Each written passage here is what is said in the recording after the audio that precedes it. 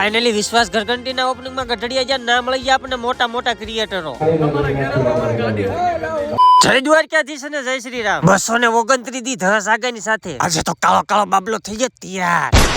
કારણ કે સવારમાં આવી ગયો રાજુભાઈ નો ફોન જવાનું ઓપનિંગ એ તે આપણી મેના રાણી લાઈ. પેલા તો ગેરેજ આવી ગયો ને ગેરેજ ભાઈ બંને ખોલી દીધું ને ઠપકા લીધા મફતના બૂટ. અને હજે જે વોત રોડે છડ્યો ને કાં તો ફાટેક બંધ અને હજે ફાટેક ખુલ્લું રેલગાડી કે કાં તો ડાયવર્ઝન આવી ગયું. અરે હે માં માતાજી હવે કેમ ટાઈમે પહોંચી. એક કોરા રિક્ષા વાળા વસમાન અને પછી તો ખોટો બગડો છોટો કર્યા વગર કરી લીધી બાબરામાં એન્ટ્રી. અને વસમાસી લઈ લીધો ભાઈના છોકરાને હારે.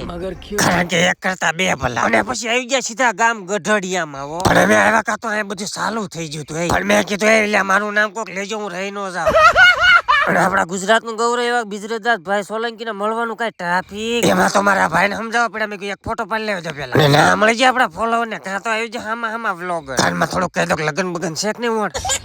પછી તો વિશ્વાસ ઘરઘંટીના ઓનર એવા રાજુભાઈ ને મળી જ લીધું. અને અહીંયા આવેલા હતા નાનાથી મોટા ને નાનાથી નાના મોટા બધા ક્રિએટર. એમાં ભાઈ મને કાંઈક કહી દીધું. આપણે આવો જામનગર આવો એક અરે પાકું જો ભાઈ વિશ્વાસ ઘરઘંટીનો સ્ટોક આવી ગયો છે તો આપણે ઓપનિંગમાં પહોંચી જતા. બેસી જાવ મારા બાપ નીચે બેસી જાવ.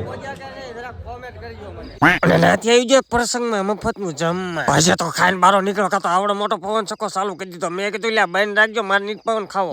પણ ખબર નહીં આ જિંદગીમાંથી દવા ક્યારે પૂરી થાય. વશમાં પાછી દવા લેવી પડી મારે. અને વશમાં બાબરા આવે ને બાબરામાં આપણે ઠાકર ધણી સાનો પી બને. અને ફાઇનલી તમારો ભાઈ પહોંચી જ ગયો ગેરેજ. અને ગેરેજ આવીને સીધી બોલાવી દીધી ભેળમાં બાકાજી કી હો ભાઈ. હાલો હવે મેં ભેળ ખાલી તમે લાઈક શેર અને ફોલો કરતા જજો હો.